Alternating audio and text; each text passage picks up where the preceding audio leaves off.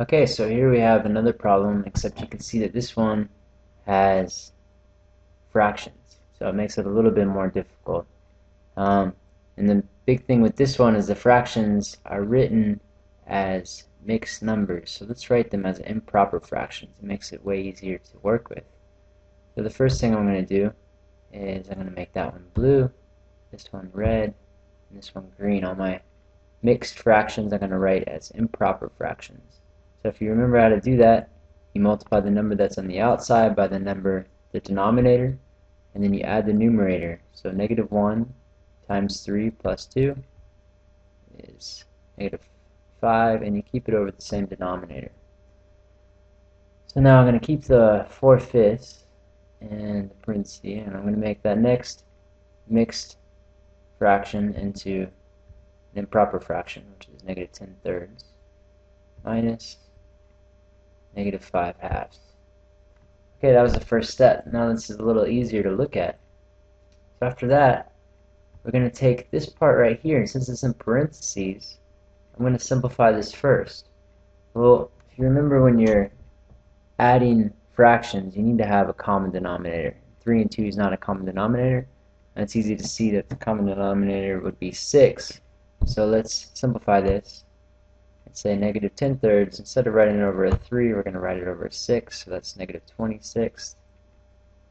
And here we have a negative and a negative, so I'm going to make that a positive, and that becomes 15/6. Okay, now I didn't do anything with my 5/3, so I'm going to move that down here, my negative 5/3, and my 4/5. So I'm going to move my 4/5 down here, and that was a multiplication, so I have negative 5/3 plus 4/5 multiplied by negative 20/6 plus 15/6. Okay, now I'm going to keep this, but again I'm going to simplify what's in my parentheses. So that simplifies to be negative 5/6. And with PEMDAS now, you can see we have a multiplication right here. So we have a multiplication right there. So that comes before addition. So I'm going to keep my negative 5/3. I'm going to do a multiplication. 4 times negative 5 is negative 20, and 5 times 6 is 30. Now if you look at this, I can divide both of those by 10, which cancels those zeros out, which makes it nice and easy.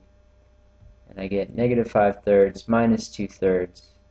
So a negative minus 2/3, that gives me negative 7/3. And that's my answer. And I'm done. Yay.